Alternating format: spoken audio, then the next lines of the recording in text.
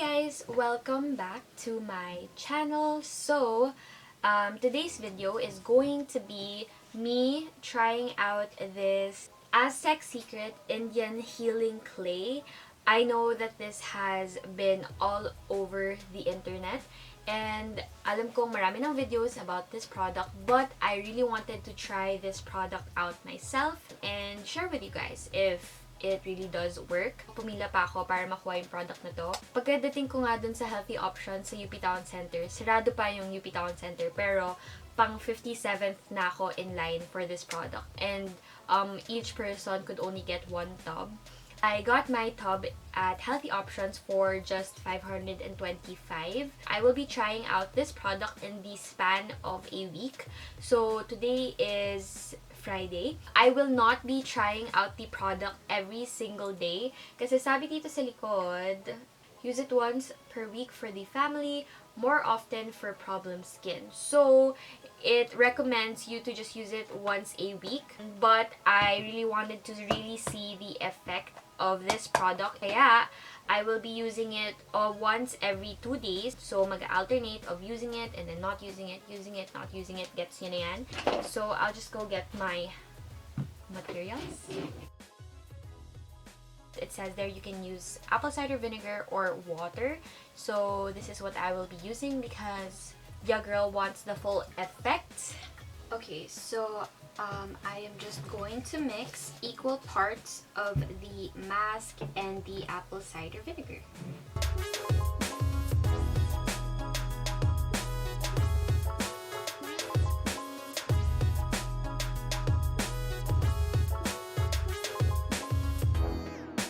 So this is what the clay mask looks like. It looks extremely smooth. I'm so excited to try this.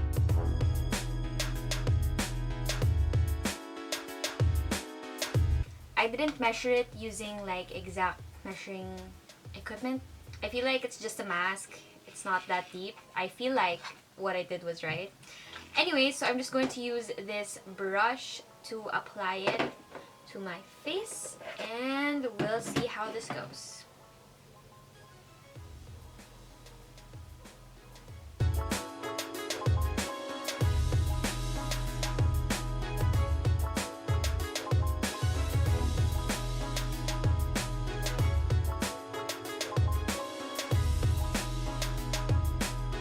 It is 9:12 right now. I will try to keep this mask on for 15 to 20 minutes.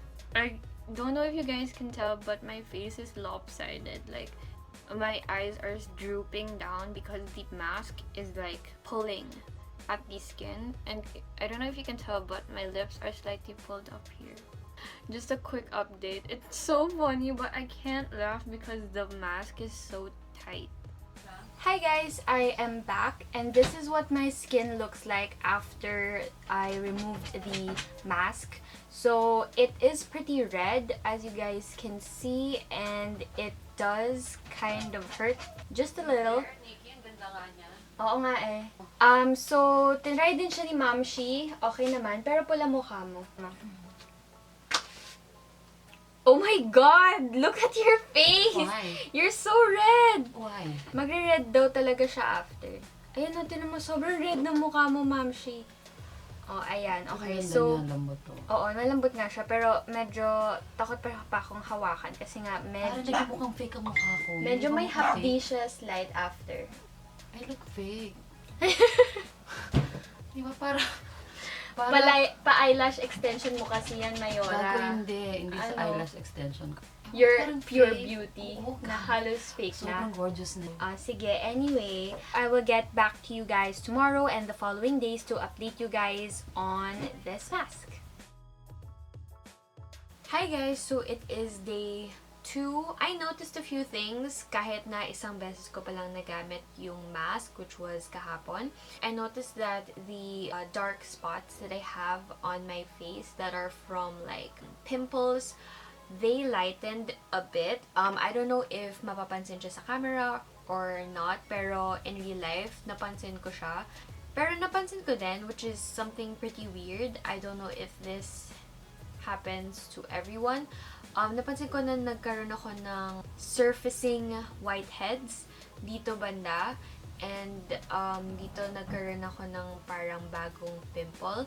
And I don't know if it's related dun sa mask or not. Baka magkaka-pimple at whitehead lang talaga ako ngayon. Pero sabi nung iba kong friends na nagamit na yung mask, what the mask does is that binibring out niya yung impurities para matanggal. So, the first few days na ginagamit mo yung mask, magkaka-pimples ka talaga para mawala na talaga yung toxins sa mukha mo. That's what they say. And I don't know if that's what my skin is doing right now. I guess we will have to see. Pero yun, napansin ko yun. And the last thing I noticed is that my skin, if you ignore the pimples and the marks, wow, parang namang ang daling i-ignore. Alam kong weird sabihin, but clear yung skin. If you ignore nga yung specific spots lang na meron, the skin itself is clear and soft. Nakaka-dry yung mask after you use it, so I do recommend you guys to moisturize right after. I don't recommend aloe vera. After the mask kagabi, I used aloe vera, and honestly, humapdi siya slight. I don't know if ako lang yun, pero in my opinion, I don't recommend you guys to use aloe vera. So, that is my update for today. Gagamitin ko ulit yung mask tomorrow, and I will keep you guys posted. Day 3!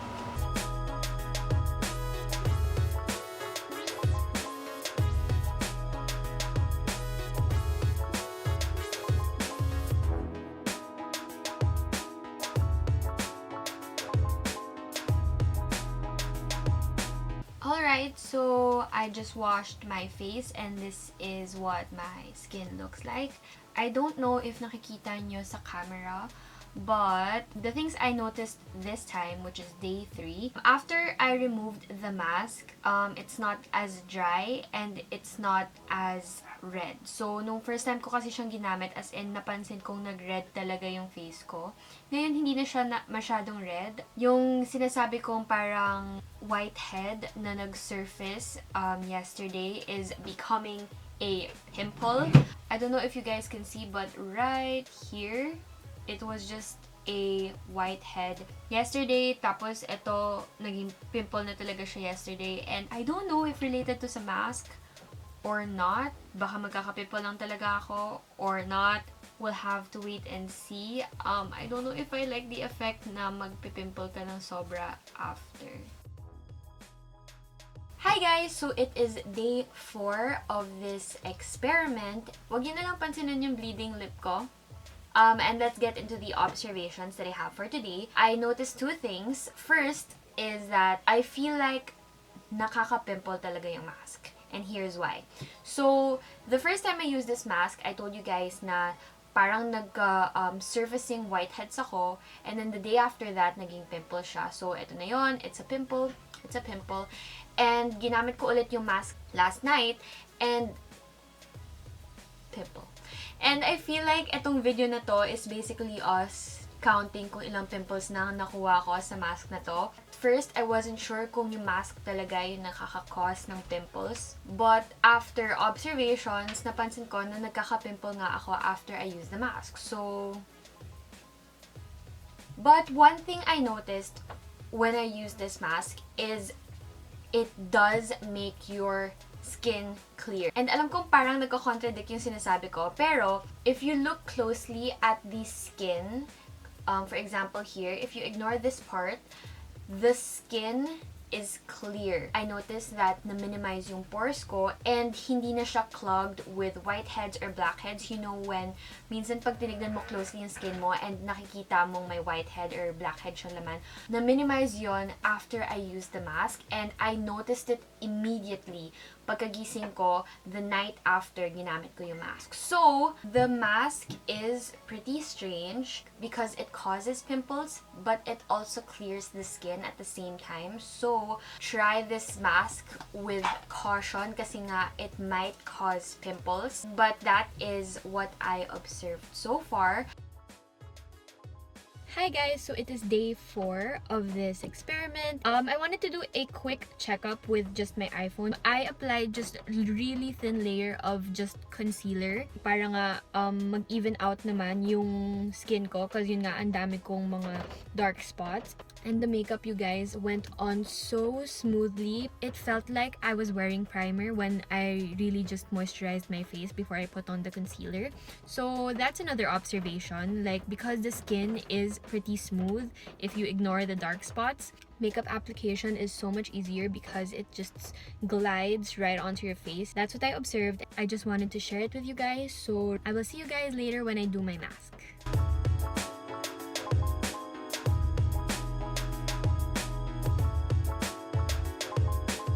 Alright, so I just wanted to come on really quickly because ang dami kong deadlines for tomorrow and I'm cramming really hard right now. I just removed the mask and the one thing I noticed na third time ko na ginamit yung mask is hindi na masyadong nag-red yung face ko. The first time na ginamit ko yung mask, nag-red talaga siya and medyo takot pa akong hawakan yung face ko kasi may onting hapte. So I feel like masasanay ka sa paggamit ng mask. Yung skin mo, it kind of adjusts to the mask. Yung first time talaga yung pinaka-intense na nag-red talaga siya. Medyo nag-flatten na yung ibang pimples ko, as you guys can tell. But it doesn't look like it's gonna go away anytime soon. So that is day 5. 2 more days of trying out this mask. I will come back tomorrow. Some of the pimples that I got from the mask have kind of flattened out. Parang they're getting better, especially this one. And the one here that I got is just completely gone. Pero, one thing kasi is I also use a spot corrector because alam naman hayaan ko lang lumaki yung pimples, right? So, I don't know if nawawala siya dahil sa mask or dahil dun sa spot corrector ko. But I will link down below the spot corrector that I use. So, in case you guys try this mask and nagka-pimples din kayo, you guys can try out the spot corrector that I use. Anyway, ito, I think that baby's gonna stay for a while. I honestly thought that the pimples that I get from the first time na gamitin ko yung mask, yun na yung pimples, and then from then on, makiklear out na talaga yung skin ko. But honestly, I think I'm getting a pimple right here. One of my friends said that she had to just stop using the mask kasi nga nagpipimple siya. And it's kind of sad because I really had high hopes for this mask. I get the hype because it does clear out your skin. I explained this the other day na in the parts that there are no pimples, it's just so clear, so soft. It's so beautiful, but there are just pimples and I don't know how long you're gonna keep getting pimples until it just stops and you start getting really just clear, beautiful skin. So, hi guys! So I am here to give you guys my final review on this mask. I didn't show you guys my last application of the mask because I feel like paulit-ulit nyo na siyang napanood sa video na to. So I skipped that. Also, today isn't the 7th day and there's a reason for that. So, nung 7th day kasi guys, after I used the mask, I was looking at my skin and honestly, I was just super frustrated at how it came out. Dami kong pimples on that day and in general, I was honestly just mad at my experience with that mask. I knew that if I were to film my final thoughts on that day, I would give a mad, almost biased review of the masks. So I wanted to take a step back, take a couple of days off, and really reflect on my experience with the mask so I could give you guys a clear review without all the emotions. Please don't mind how I look like now because it is not the 7th day. Also, I have a tiny bit of makeup on. I'm so sorry about that, but gusto ko lang kasi makapagbigay ng honest review. My final thoughts for this mask is that hindi ko talaga siya nagustuhan. And the main reason for that is because it causes really bad pimples on me. The pimples that I got throughout that week were the really bad kind. The kind of almost cystic pimples, almost like acne. Those are the type of pimples that will take you weeks and weeks and weeks bago siya mawala sa mukha mo.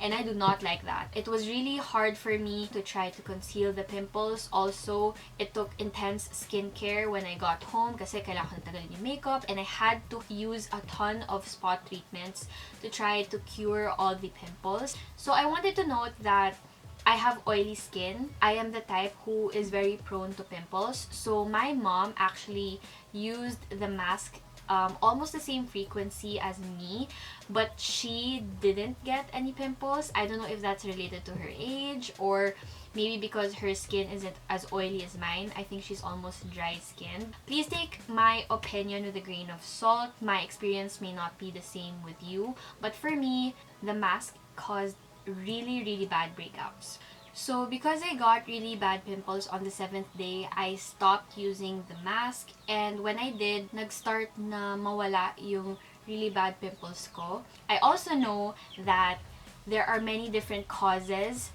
to pimples. Like I said, I have oily skin. There are different factors that cause pimples like pollution and stress from school, pero iba talaga yung frequency ng pagkaroon ko ng pimples when I was using the mask, and I'm almost completely sure that it was the mask that caused all my really bad pimples that week. I know that I was not supposed to use the mask as frequently as I did, na every 2 days, kasi nga it recommended na once lang every week. But despite the frequency of my use, it did not deny the fact na yung mask talaga yung nakaka-cause ng pimples ko, and that every time I use the mask, the next day I have really bad pimples. Pero on the bright side, like I mentioned, if you ignore all the troubled spots, the skin does look very clean, unclogged yung pores. It gives a really fresh look to the skin if you ignore all the really bad pimples that you get. But for me, hindi talaga siya worth it. If ever the mask is something that causes pimples talaga sa start, kasi nga it's trying to detoxify your skin, hindi pa rin sa akin worth it yung paggamit ng mask. Kasi when will you start having just clear skin? So kung ito yung phase where you have really bad pimples kasi it's detoxifying your skin, when will you get to this phase na magsa-start kang magkaroon talaga ng clear, beautiful skin? So you're just not assured when that'll happen, or if it'll ever happen, or if it'll just continue to give you pimples every time. For me, the mask wasn't worth it, which I'm really sad about because sobrang overhyped nung mask na to. Pinilahan ko pa yung mask na to, and overall, it was just a really bad experience. I might give my tub away because I'm never using that thing ever again. I'm sorry that parang medyo sad yung ending ng video na to, but thank you guys so much for watching. If you have not subscribed yet, please do so, and I will see you guys in my next video. Bye!